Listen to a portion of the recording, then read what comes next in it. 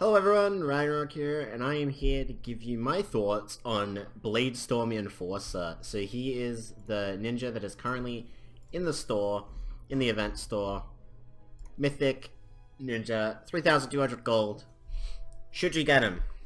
Okay, so I actually wanted to do a first impressions video, so I am recording this in post. I've already recorded the first ever game that I played with Bladestorm, along with my leveling up and all that.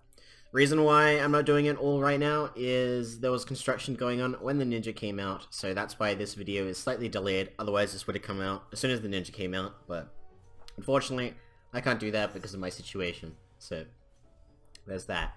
But before we get into the gameplay and seeing how he functioned in a match, I wanted to go over his perks.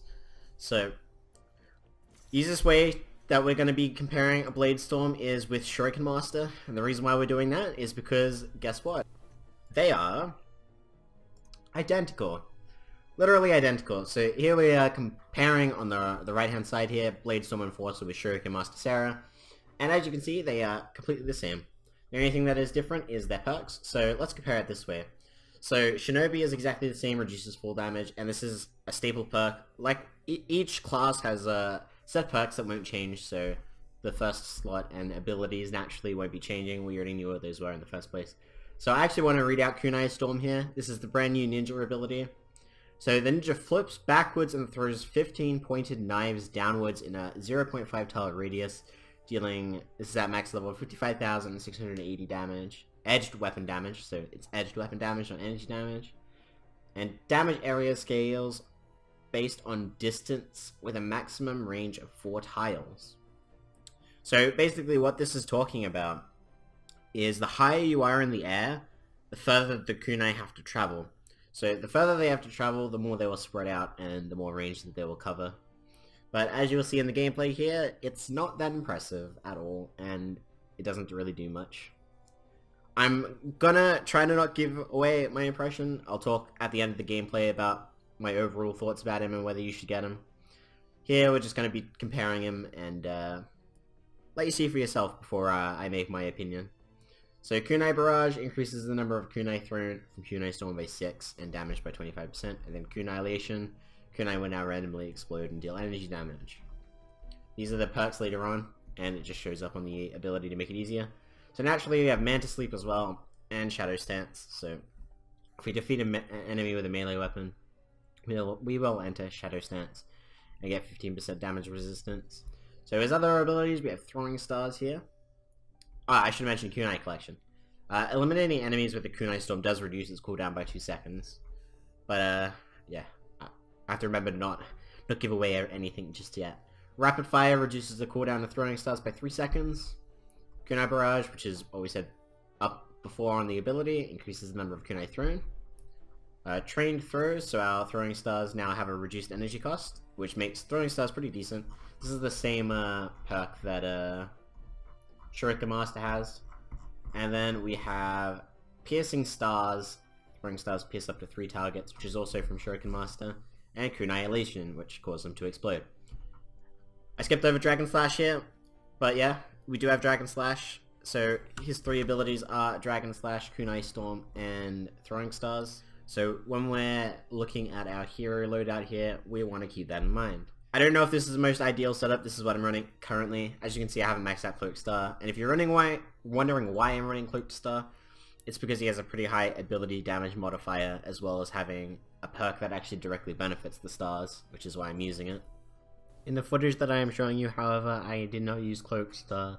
Instead, I used Master Grenadier Ramirez for the Survivalist perk, just to help me out.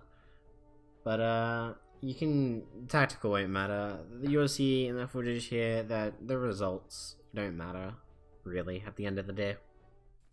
So I'm going to be recording over the footage here in post. Just wanted to give you guys, just me talking, because at the time, as I said, there was construction, so I couldn't do much. As you can see on the screen here, I wanted to test out Kunai Storm on a blaster, so I walked up and hit the blaster, but didn't do as much damage as I expected, and then I had to melee everything, and, just basically, for the beginning of this mission, I just wanted to go around and test the limits of the character, whenever a new character comes out, I like just fighting every enemy type and just basically seeing how it functions and, you know, the positives and the negatives of each of the classes. So I did cut around the footage here. I just wanted to, you know, show you that I was doing the mission as well, building the shelter here, and, you know, there's a tree here, let's go smack it down. You know, I could have probably cut this a little better, but, you know, who cares? Let's keep this entertaining.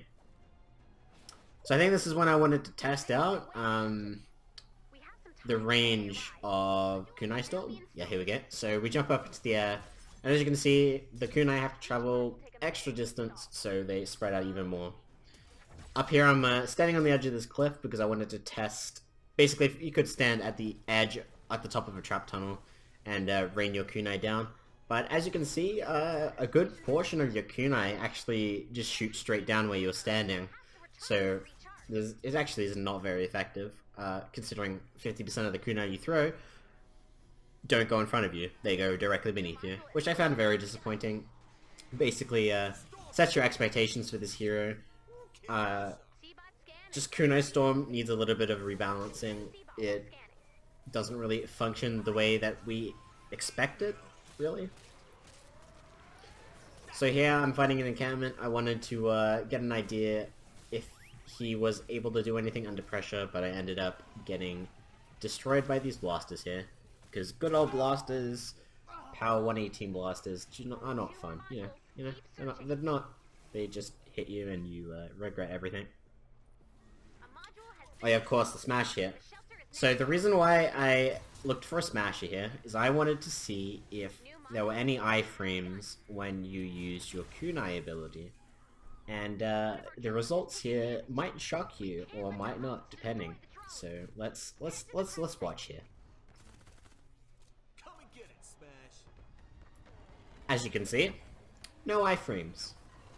I actually did a few tests here because I was unsure if maybe it was like mid-air that you would be unaffected by it, or if it was just, you know, a fluke or something. But as you will see coming up here, no iframes, and you can get knocked out of your ability as well. Okay, so this is just me defending the shelter. And you know, just doing the objective how it would normally. I didn't have very good, I won't say I didn't have good teammates, but they weren't really trying, so I ended up having a higher combat score at the end of the mission than all of them. But that was mainly because they weren't really doing anything. So as you can see here, my gun does all the damage against the Smasher, and Kunai Storm does nothing. The Shurikens are nice, they actually are useful, and they actually do something. But if you wanted to use shurikens, then you should just be using Shuriken Master, because it's strictly better, and has the identical stat line as I said. So I have a mini-boss spawning here. In hindsight, I should have gone over and tried to fight it more, but at this stage I was pretty disappointed and had a feel already that this character was just not going to live up to expectations. And that Epic did not even playtest the kunai skill at all, because if they did playtest it, they would be very aware of all of these balance issues that just make the ability just terrible. Like, it's terrible. Like, even I'd prefer using Dragon Slash over Kunai Storm on this character, because at least, you know, it does something. I actually wanted to show you something very interesting here. I'm not sure if you guys caught that in the footage. I'm just going to replay that real quick. From what you can see here, I'd used the kunai ability underneath a reverse staircase, and all the kunai got stuck on the stairs. So I don't exactly know how this happened, but I did test this. If you do use the kunai ability underneath a ramp, for some reason the kunai spawn above your character, so they actually get stuck inside of the ramp, and you get that result. So this is the end of the mission here. Victory, and as you can see from my results, I did have a high combat, but as I said, it's because my teammates didn't really try. Deadly... I keep calling him Deadly, but I seriously got a problem. I don't know why I keep calling him that, but it's Bladestorm. Bladestorm is not very good here. So that's pretty sad.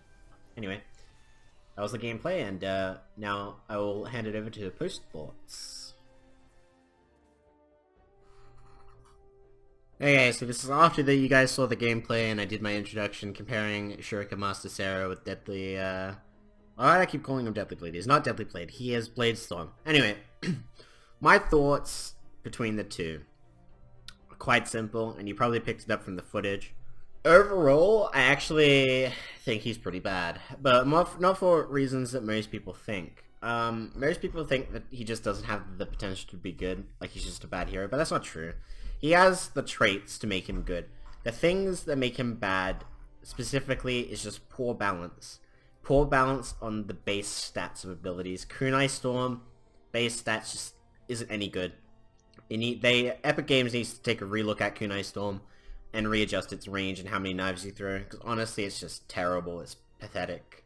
Like, as you saw from the gameplay, the kunai, you basically shoot 1 or 2 straight down and then a few going up in a circle around that cone, and it's just not good. It's just not. You can hit like maybe 1 or 2 enemies at a time, and it's just not very decent. It does pretty poor damage. As simple as that. Poor base damage, and a pretty high energy cost on top of that as well. Whenever you're using Kunai Storm, you're always restricting yourself. You can't really, like, you run out of energy, is what I'm trying to say, if you go Kunai Storm into let's say you wanted to use Dragon Slash to get out of the position you just put yourself in. All of a sudden you have no energy to get away. So it's just, I think that Epic Games needs to take a relook at base abilities. I think this for most of the characters. The base stats on pretty much every ability, I'd argue, is not very good. Like, the base ability of Dragon Slash is not good. You need perks to support it. Same with Throwing Stars. Throwing Stars by itself is just not very good. You need perks to support it, and there's nothing wrong with that. They don't need to be powerful, like, insanely powerful. Like, characters that will have perks to support it will naturally be better. But I think that each ability should at least be able to take down a normal Husk, for example. It doesn't have to take down a Blaster or a Smasher, but just a normal Husk is all I ask from these abilities. It just doesn't do that. As simple as that. So, my thoughts, should you buy him? The answer is simple. You're buying him for his support and tactical bonus. You're not buying him to be a primary hero. He's just not good enough right now. And that's actually where I'm going to end this video. Those are my thoughts. He's okay. He just needs a huge buff to Kunai Storm. I feel Epic just didn't think about it enough. If they buff Kunai Storm to be really powerful and they give it definitely needs extra range. If they keep it a circle right in front of you, it's just never going to be good. It needed to be just a straight line in front of you for a fair distance, and it would have been amazing. But that's going to be my thoughts, and I thank you all for watching, and that'll be it for me. Ragnarok, over and out.